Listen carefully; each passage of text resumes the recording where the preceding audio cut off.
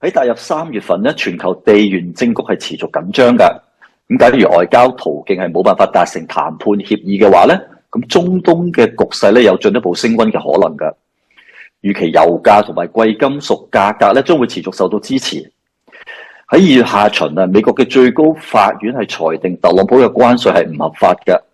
咁但係白宮咧隨即就引用其他嘅憲法條款咧，去推出新嘅全球關稅措施。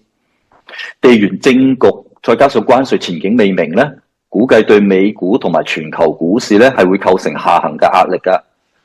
美股原先係已經需要面對估值偏貴嘅問題㗎啦，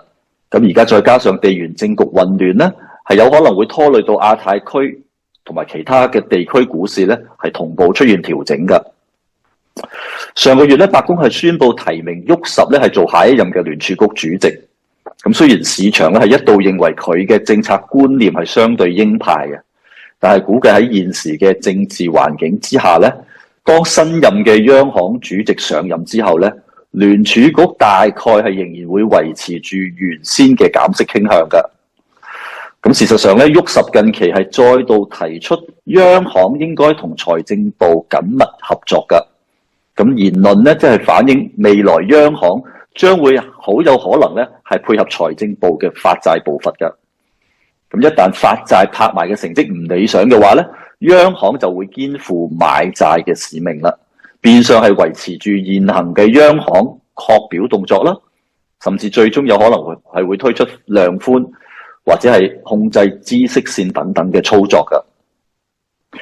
由於今年係美國嘅中期選舉年啦，咁加上共和黨喺眾議院嘅選舉民調係大幅落後，喺咁嘅情況之下咧，無論係由於地緣政局，抑或係關稅戰，抑或係估值過高等等嘅因素而導致美股意外咁出現較大幅度嘅向下修正嘅話咧，可以預期啊喺年中之前咧，聯儲局將會聯同財政部咧係會入市護盤嘅，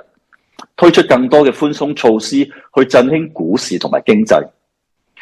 咁預計美股嘅標指咧，全年咧將仍然會錄得接近1成嘅升幅㗎，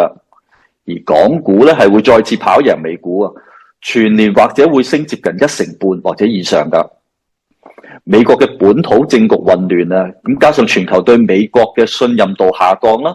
去美元化嘅趨勢係會持續㗎，而人民幣國際儲備貨幣嘅地位咧就會逐漸提升。